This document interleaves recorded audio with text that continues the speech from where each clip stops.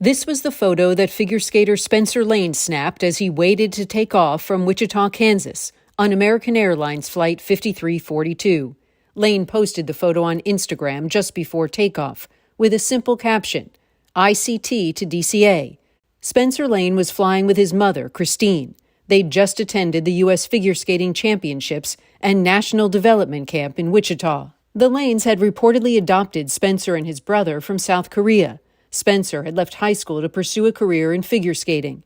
In December last year, he skated in a show organized by this woman. He was just beaming. This kid was so talented. He'd only started skating a few years ago, and he had all of his triples. He came to me and smiling ear to ear, saying, I get it now. I understand. He started to discover this connection with the audience and that joy that he was giving to other people through his gift. He said, please let me skate again with you next year. That dream ended just before 9 p.m. Wednesday night in the freezing Potomac River. Lane was part of the Skating Club of Boston, which lost 2 skaters and their mothers, as well as 2 coaches in the crash. Several other skating clubs around the country also lost members. Olympic U.S. figure skater Nancy Kerrigan, who trained at the Skating Club of Boston, went there to mourn and honor those who were lost. I think it's a shock. And when you find out, you know some of the people on the plane, is even a bigger blow. 13-year-old Jinna Han, another skater from Boston's Skating Club, was also on board the flight with her mother, Jin Han. She was in it to win it, just a delight, but for a little 13-year-old, just full of grace. 2 of the club's coaches, world champion skaters Yevgenia Shishkova and Vadim Naumov, also died. The Russian-born skaters were married and competed twice in the Olympics. After they won the pairs title in the 1994 World Figure Skating Championships, they moved to the United States and built successful coaching careers. Everything you've heard of them, like maybe being a little tough, but with a smile on their face. And anytime I walked in, oh, hi, it's so good to see you. It's always welcoming and happy to see one another. And so just to walk in here and not see that is, I think, would be very strange for everybody. It's going to be hard. The low-altitude helicopter corridor near D.C.'s Reagan National Airport is closed indefinitely, says the FAA.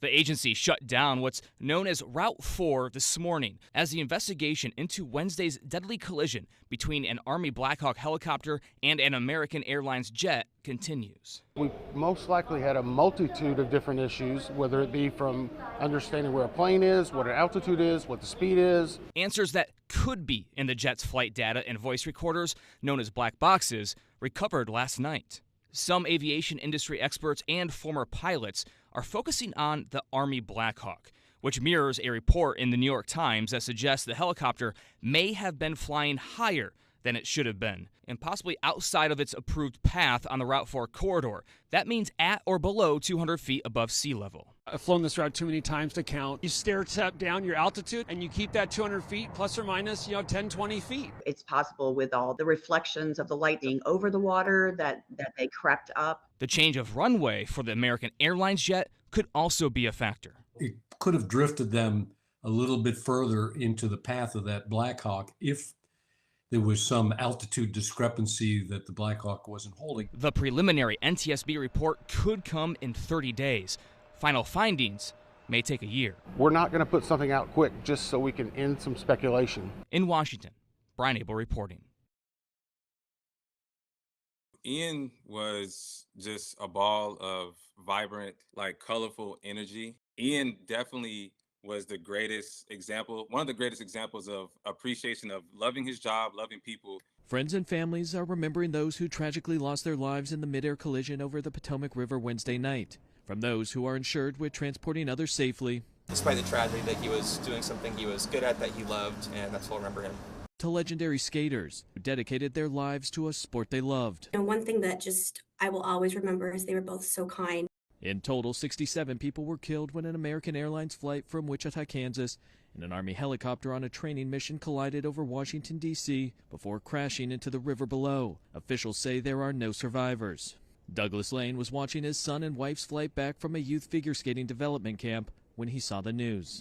It seemed like the flight had landed, but their phones weren't on and they weren't popping up anywhere. The National Transportation and Safety Board, which is leading the investigation into the disaster, says both the plane's flight data and voice recorders, known as black boxes from the plane, have been found, hoping to get answers as to why this tragedy happened. The most important thing out of all of this investigation is we learn what happened and then make recommendations so that it doesn't happen again. In Washington, I'm Michael Yoshida reporting.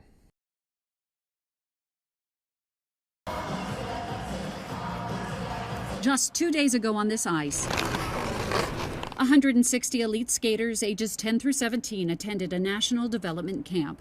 Wednesday, at least 2 of these campers got on a plane that never made it. 16-year-old Spencer Lane was one of them. Went from an extreme high to now this extreme low, hearing about this tragic news. Wichita Skating Club president Jolene Taylor says she chaperoned Spencer's group of 23 young guys on Monday. The camp was 2 days, 12 hours a day. We started at 6:15 in the morning. And the minute they showed up, they were fun. They were talking to each other. I could tell most of them knew each other. They were having fun with the camp. What a nice group of boys I have. And here at the ice rink where the development camp took place, if you come to the center, you'll see a makeshift memorial with the number of the downed American airline flight. Sadness. It's just a lot of good memories here, and to have it now associated with a tragedy is tough. You don't think that tomorrow they might not be here. You don't think that. At first I was like, no, that doesn't happen to us. Of course, they're too good of people. Michael Simpson found out this morning that Bob and Lori Schrock were on board Flight 5342 and died after the plane collided with a military helicopter. First thought was like, Wichita's way too close for this not to impact. So, we're going through the Rolodex in my head, like, okay, who do I know that might be flying out? And honestly, I never even considered Bob and Lori. Michael says both Bob and Lori helped him in times of need at his boys' ranch. Instead of taking their money and going and buying another car, doing what they had their full right to do, they said, we want to help kids that we don't even know. You just don't find people like that. And then don't want any recognition. Don't put my name on a plaque. That's who they were. Now he's left with their memories and his last message to them. I said, thank you doesn't seem to cover it, brother. I hope you and your wife know how much I appreciate you. Not simply because of your gifts, which are always appreciated, but for the many years of encouragement way before the Boys Ranch was even thought of. On top of that, the grass that grows in our pasture. Do you see your pasture for years? I don't have many friends like you. I love, respect, and appreciate both of you very much. God bless you. There's a growing memorial full of flowers inside the Ashburn Ice House lobby. Like you mentioned, the ice skating community is very close. They compete against each other, but there's so much support for one another in this demanding sport. And we've learned children skating at a camp in Wichita, Kansas were on the plane.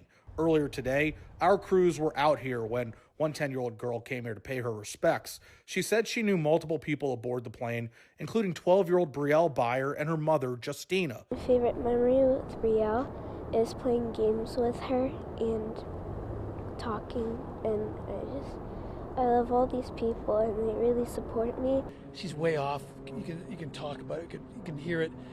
But one of the things that she just told me, she just remembered, last night she was sitting on the couch with her iPad, playing some video game live over the air with her friend on the plane just before the accident occurred. They're friends on the ice when they're competing, they're friends on the ice when they're training, and together you support each other, and that's how we hope to get through it. And just down the road at the Fairfax Ice Arena, again, more emotions for victims who practice their craft there. We found another memorial inside the ice rink there. And we've just learned from Fairfax County Public Schools, 3 students and 6 parents in the school district died in the crash. This has had a deep impact not only on these children skating alongside the victims, but also the coaches. People are devastated. My daughter supposedly have a class today. The coach has canceled the class because she also knows so many kids. Especially you saw them from a lot of kids start training from 4 to 6 years old. So most coaches already know them more than 10 years. It's difficult. It's hard and it's devastating. It's surreal, honestly. Asra Hussein Razza was a beloved member of every community she was a part of: Indianapolis, Carmel, and Washington, D.C. That spirit actually is in Asra as well. Because even when she moved to DC, in the short time she lived in DC, she built really a great relationship with a lot of people. Ahmed Almin was her imam in Indianapolis. He says the family moved to Carmel from the city, but always came back to the Indianapolis Muslim Community Association. When she decided to get married, she requested me to officiate her wedding specifically. And I had the honor to talk to her before the wedding, and her husband, very wise people. Asra married her husband, Hamad Razza, in August of 2022. One of the most successful premarital counseling that I've done in my years being an imam. They were very understanding, very cooperative, and they exactly knew what to do. And the marriage was amazing. Almin spoke to News 8 via Zoom from Qatar on a layover. He will fly to Chicago and turn right back around to go to D.C. Honestly, I still am in a state of shock. I couldn't believe it. They always reach out to me, and I would say it's an honor for me to be there for them during their difficult time and good times. Almin wants to help Asra's memory live on. We make the best out of this tragedy. I know it's difficult to say it, but like I said, we have to keep up the hope, and we have to keep her alive through her memory, through charitable work.